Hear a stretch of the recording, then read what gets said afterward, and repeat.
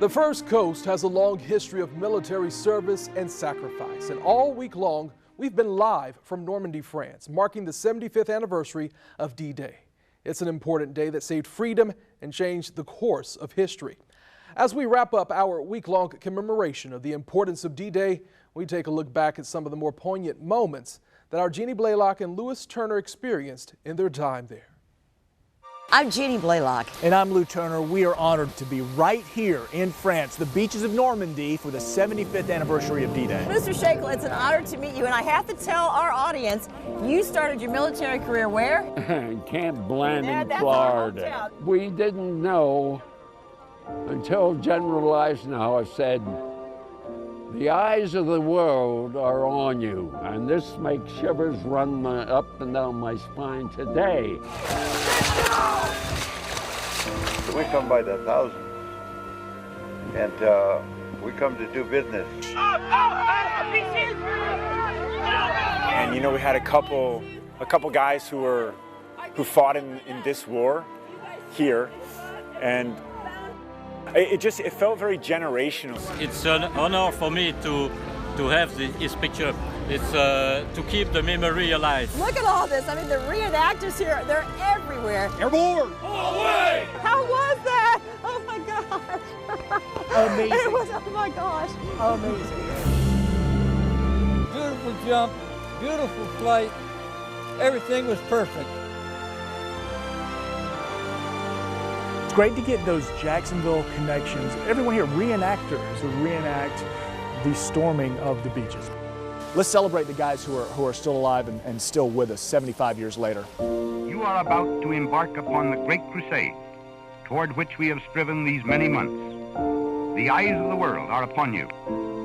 The hopes and prayers of liberty-loving people everywhere march with you.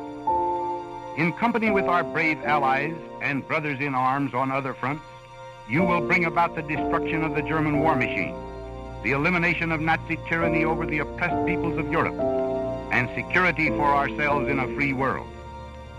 Your task will not be an easy one.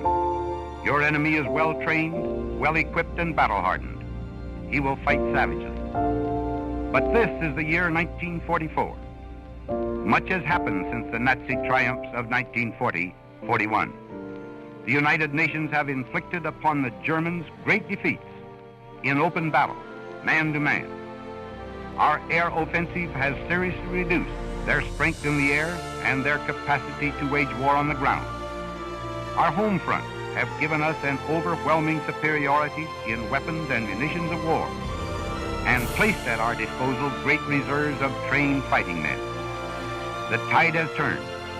The free men of the world are marching together to victory. I have full confidence in your courage, devotion to duty, and skill in battle. We will accept nothing less than full victory. Good luck, and let us all beseech the blessing of Almighty God upon this great and noble undertaking.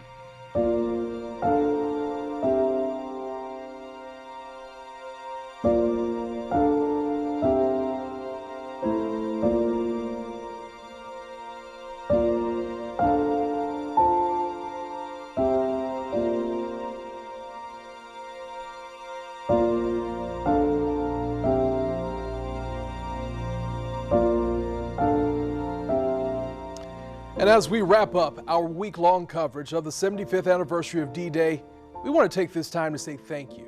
Thank you to all of our veterans, those actively serving, and to every member of a military family. It takes a lot of courage, strength, and dedication to put your lives on the line to protect us and our country. So from everyone here at First Coast News, we would like to say your dedication does not go unnoticed and is highly appreciated, even if we fail to say as much as we should.